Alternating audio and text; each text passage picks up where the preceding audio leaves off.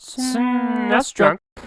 Like many other Game Boy Advance games, Super Street Fighter II Turbo Revival is essentially a retooled port of a Super Nintendo game, and in this case a very good one. Now, right away, I think I can guess what you're thinking. How can a one-on-one fighting game be any good on a portable system with only 4 buttons? And yeah, that is a bit of a hindrance, but this game does allow you to customize which button to use for whatever punch or kick at whatever level. You can even combine buttons if you'd like, or you could use pressure-sensitive input, so it works out well. Interestingly enough, there's also an easy special moves option you can enable, presumably because it was pretty tough to pull off some moves on the smaller Game Boy Advance D-pad. This option allows for a Hadouken, for example, to just be pressing forward and a punch button. That's not as big of a deal now since you can play this stuff on the Retron 5 or through emulation, but if you are playing it on the Game Boy Advance, it's nice to have that option if you need it. The gameplay is just about exactly as you'd expect. I mean, it basically is Super Street Fighter II for Super Nintendo in addition to some new bells and whistles from the Super Turbo arcade version. The menu is redone, and there's a lot of new pixel art here too. It compares to how Capcom ported Final Fight from the SNES to Game Boy Advance, essentially the same game but with bonus material, so to speak. For example, the sprites and animations here look to be ripped directly from the SNES game, but techniques and attacks like this are obviously from the Super Turbo arcade game. There is some stuff unique to just this game, like the backgrounds for a few characters' stages, like Ryu, Guile, and M. Bison are all brand new, and I don't think they're used in any other Street Fighter game. Perhaps best of all though is the addition of Akuma as an unlockable character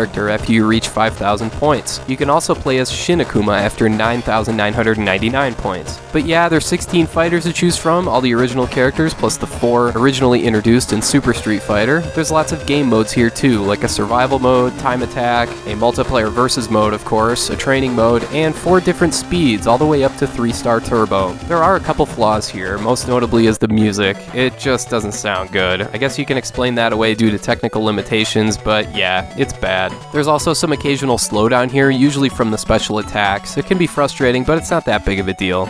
So yeah, not much else to say here. Super Street Fighter II Turbo Revival doesn't have much to offer in the way of originality, but it is a very good port remake mishmash of both the SNES version of Street Fighter II Turbo and the Super Turbo Arcade Edition. It's held steady at an average of $14 on eBay over the years, so if you want a portable one-on-one fighting game for Game Boy Advance, don't be scared off by the fact that you only have 4 buttons to use. This game is pretty solid, and you're not going to find much better than Turbo Revival.